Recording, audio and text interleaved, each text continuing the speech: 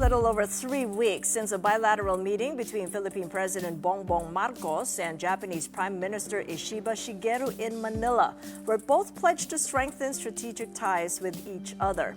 Diplomatic relations enter their 70th year of normalization in the coming year, grounded in what Marcos describes in reconciliation, mutual respect, and cooperation in areas such as trade, development, security, and defense. Japan is the Philippines' second largest economic partner. There are some 300,000 Filipinos living and working in Japan, the largest overseas Filipino community in Asia. With us now live from Tokyo is Philippine Ambassador to Japan, Mylene Garcia-Albano, the Philippines Ambassador to Japan. It's so good to see you, Ambassador Mylene. Thank you so much for joining us. Hello, Kathy. I'm happy to be here. So how have you and the Philippine Embassy there in Tokyo carried on the conversations after the bilateral meeting between the leaders? We continue to do what we have been doing in the last 2 years, Kathy, to strengthen not only our diplomatic ties, but our trade relations as well. And more importantly is our cultural diplomacy and people-to-people ties. So that's what keeps us busy. We are a fully staffed embassy, many workers here to support the efforts of our national government to continue to promote trade and development between the Philippines and Japan. And all the more because of the uncertainty globally, because of Trump's tariffs, apart from the fact that there have been an escalation in the territorial disputes with China, it's really brought Japan and the Philippines ever so closer to the U.S., our biggest trading partner. So what role do you see this common security risk playing in the ongoing tariff negotiations that the Philippines has to do with the U.S. Trade Department? I think, Kathy, that apart from the security risk that you were talking about, that we are continuously working on with Japan and the U.S. as well, there are also efforts on our part to support the national strategy now of diversification of our markets to deal with possible fallouts from the tariff situation that the U.S. has been, I suppose that has resulted from U.S. actions, so that we here in Japan are looking to, for instance, in the area of agricultural development, and this was discussed when the Prime Minister was in the Philippines recently.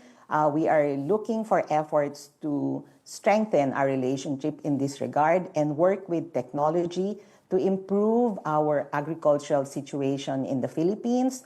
Another area that we are looking at is that we support the efforts also, especially because you know that Philippines and Japan have a long and trust relationship. So we are happy that Japanese manufacturers and Japanese businessmen continue to look at the Philippines as a prime destination for investments.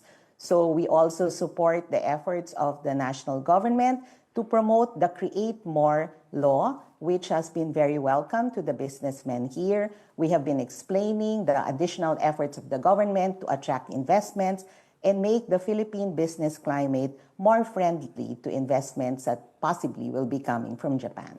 Are those pitches turning into pledges, though, Ambassador? I mean, Japanese firms extending the pledges to invest here, really put their money here and decide already on what to do with the plans that they've set on. Yes, we have seen a lot of investments coming into the Philippines in the last 2 years. And those were amplified by the efforts of the president to also attract businessmen and talk to businessmen to have them come to the Philippines and invest. We have also been working with the Department of Trade and the Department of Finance to solve whatever issues there may be remaining with Japanese businessmen investing in the Philippines.